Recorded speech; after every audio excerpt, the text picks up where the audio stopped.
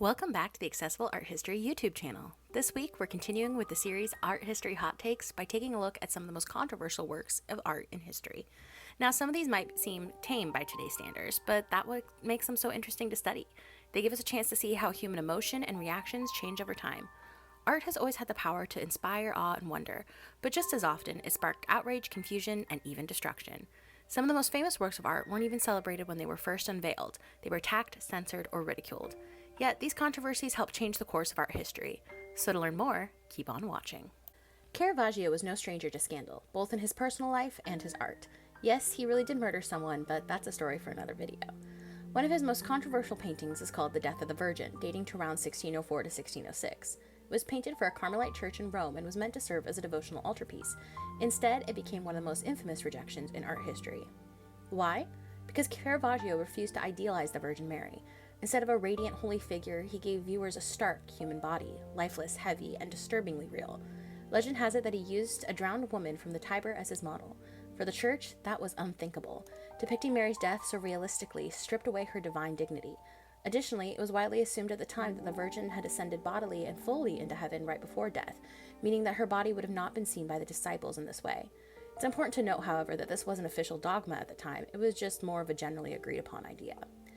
Interestingly, Peter Paul Rubens, one of history's greatest masters, declared this work to be Caravaggio's best piece, and he encouraged his patron, the Duke of Mantua, to purchase it for a private collection.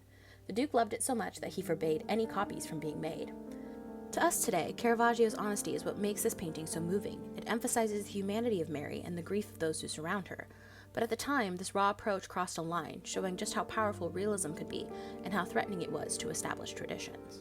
Jumping forward to the 19th century Paris, Edouard Manet's Olympia shocked the public when it debuted at the Salon of 1865. Nudes were nothing new to European art, but they were usually disguised as mythological or allegorical figures like Venus or another goddess or nymphs.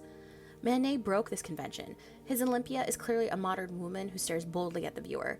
She's a Parisian courtesan. Her direct gaze, her confident posture, and the details surround her, like the black cat at her feet and the jewelry on her body, all make her identity unmistakable. In the 19th century, black cats were symbols of women who worked as courtesans and mistresses to powerful men. The jewelry is an allusion to Olympia's wealthy patrons and lovers. Manet is using visual symbols to reinforce the theme of the work. Critics were outraged. They called it vulgar, immoral, and offensive. What scandalized them wasn't the nudity itself, but the unapologetic reality of it. Olympia wasn't submissive or modest. She was fully in control, aware of her own sexuality and the power it brought. She challenges the viewer by holding their gaze. She doesn't look down in shame or coyly up from her lashes. Instead, she makes direct eye contact, as if daring the viewer to look away first. And this moment of true feminine power rattled 19th century Paris. Today, Olympia is celebrated as a landmark of modernism. It challenged viewers to confront the social realities of Paris, exposing hypocrisies about class and sexuality, and paved new ways for seeing the feminine form. When Picasso first revealed Les Demoiselles d'Avignon in 1907, even his fellow artists were shocked. The painting shows 5 women from a brothel in Barcelona, but not in the traditional way. Their bodies are jagged, fractured, and geometric. 2 of the figures wear mask-like faces inspired by African sculptures, which Picasso had seen in an ethnographic museum, which is problematic too, and I'll explain that in a minute. Viewers thought it was ugly, even violent. Picasso's own friends, fellow avant-garde artists, were horrified, calling it a monstrosity. Instead of depicting women as soft and sensual, Picasso's vision was confrontational, raw, almost aggressive. Additionally, the lack of perspective and background in this work make it jarring for the viewer because they can't place it within a time or a space, forcing them to fully confront the women. But this bold move marked the birth of Cubism, a style that would redefine 20th century art. By breaking forms into planes and angles, Picasso forced viewers to see it from multiple perspectives at once. What was once condemned as chaotic and disturbing is now considered one of the most influential paintings of all time. However, just because this painting has been deemed influential doesn't mean it can fully escape controversy. Unlike the first 2 works in this video, the work is seen as having some, quote, issues. As mentioned above, Picasso was inspired by African masks in an ethnographic museum. However, this time, African and other non-Western art was seen as, quote, less than and primitive. In fact, some people called the style primitivism, which is problematic in its own right. People assumed that these cultures were incapable of creating, quote, beautiful art, and that's why Picasso chose to use them as a face of the women, because he found them ugly, daring, and a little scary. While viewers can appreciate the influence that this work had on the history of art, it's important to remember the other, less savory parts of it. The next controversial work in this video is a little more lighthearted than the last one, because sometimes controversial can mean downright hilarious, at least in my opinion.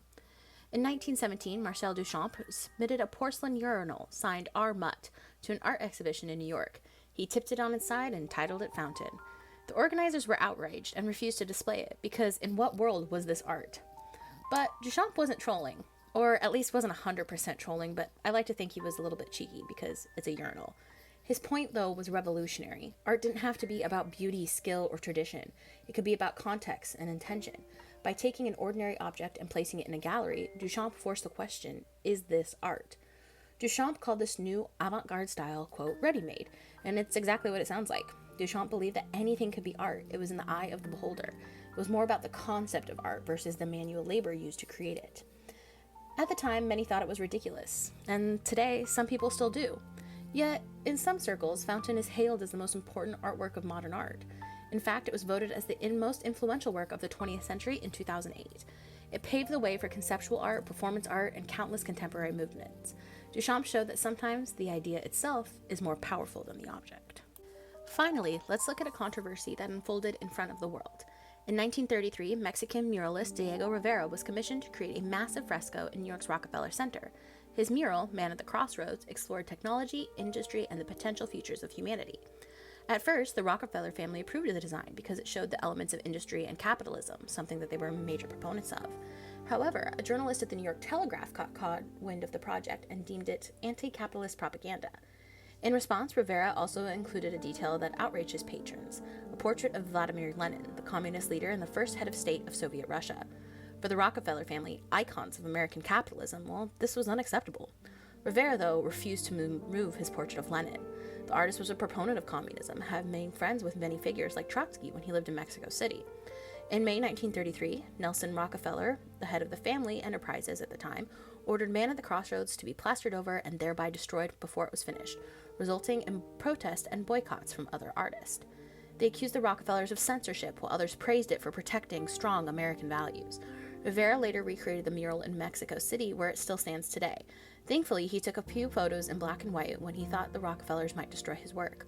The story highlights the tension between artists' freedom of expression and the power of those who control public spaces.